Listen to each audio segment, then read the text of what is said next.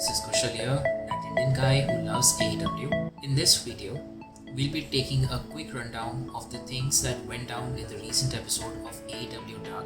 I'll not only be talking about the wins and the losses, I'll also be sharing my key takeaways from that show. So stay a while and listen. Firstly, the wins and losses on that episode of Dark are as follows. Just so not to cover or talk about them again and again, just take a look at this and you're good to go.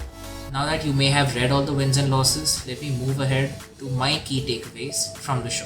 Number 1. We've got quite a few tag teams in the show, particularly on Dark at present, comprising of not only the old teams but also the newly formed teams. But what's the ranking of the tag teams as present? Because I don't remember seeing the power rankings for the tag teams from the recent past. That update, in my opinion, is desperately needed to know where are all these wins and losses being recorded by tag teams. What are they eventually resulting in? Where are all these tag teams headed eventually? Also, after SCU's title shot against the Young Bucks for the AEW Tag Team Championships, who's the next best contender? Now that's a question which I am interested in knowing the answer. Second, when I hear Christopher Daniels say that they will disband their team should they lose the tag team match, any of the tag team matches, that immediately makes me begin counting down the days.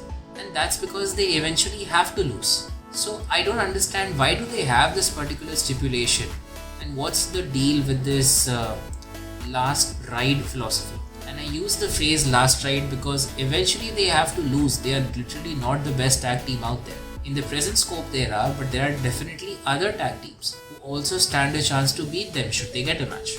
So I'm curious where are they going with this philosophy and eventually what will happen in their stories. So if they lose, then what happens to both of these individuals, Christopher Daniels and Frankie Kazarian? But if they win, eventually what's the next chapter in their story? Third, there are quite a few 2-man, 3-man tag teams within the Dark shows right now. With each week, we are also seeing that the quality of the tag team matches from these teams, that's gradually improving. This made me think, why not have an added incentive of sorts? Why not have an added incentive of sorts? Like a medal, a custom belt, similar to what we have for the PTE Championship. Essentially something which only the teams on the Dark shows could compete for. This could create an additional layer of excitement and interest, specifically on the Dark shows. In fact, one can even go a step ahead and add a stipulation to that prize, wherein once a team who's achieved it, the value of that prize decreases until it is defended regularly. So that will promote teams actually defending it non-stop. Something in principle similar to the 24/7 title, but essentially it should be a fighting prize. It should not be something which you win and then you can sit with it and not defend it for long periods of time. Fourth, it was interesting to see the FTW Championship finally being defended on the show, even if it's a Dark match. However, I do not see the point behind it at all. In fact, I feel bad for Brian Cage being stuck in a sense with the FTW Championship because it is neither defended nor does anyone challenge him for it. And frankly, who would even challenge Brian Cage for the FTW Championship because there's no incentive to do so. The idea behind the FTW Championship being defended on the match is something which still interests me because, and sure, I disagree with how it's been executed, but the core idea itself, that interests me. In a way, tying to the previous point that I made about a certain championship, a certain prize being there only for the Dark shows.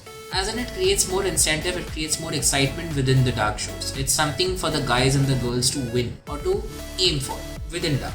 I imagine two ways to begin with in which the FTW Championship can be promoted. Number 1, have a weekly open challenge with the incentive of either beating Brian Cage and winning the championship or impressing Tazz enough to be included within his group, which will have its own incentives because a group can always interfere or assist in the matches and make people win. Secondly, a separate tournament being run by Tazz only on the Dark shows, with the eventual winner of the tournament getting a chance to challenge Brian Cage for the FTW Championship.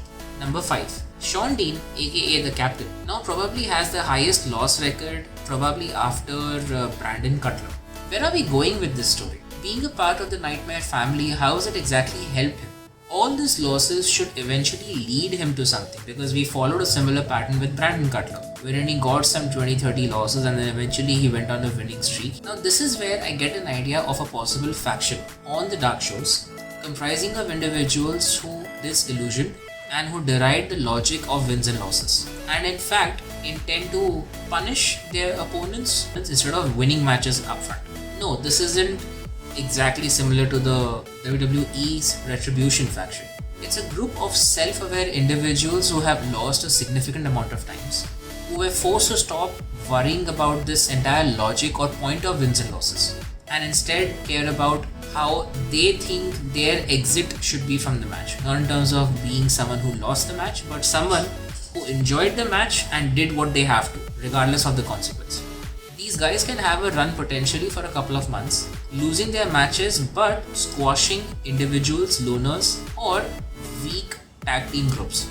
Eventually, they can be taken off by a larger group, Dark Order. But till then, their point would have been proved, and this storyline can even be revisited in the future. Sixth, a civil war within the Nightmare Factory. When exactly is that happening? Given that QT coaches multiple folks within that group, he can definitely have a following of his own should he choose to quit that stable. When that happens, Dustin might possibly recruit newer folks like a Fuego del Solo within the Nightmare Factory. This angle could also further establish the storyline with Dustin as a lead and take care of business himself without involving his little brother Cody Rhodes. The descent of these two factions into pure hatred can definitely be subtle and slow.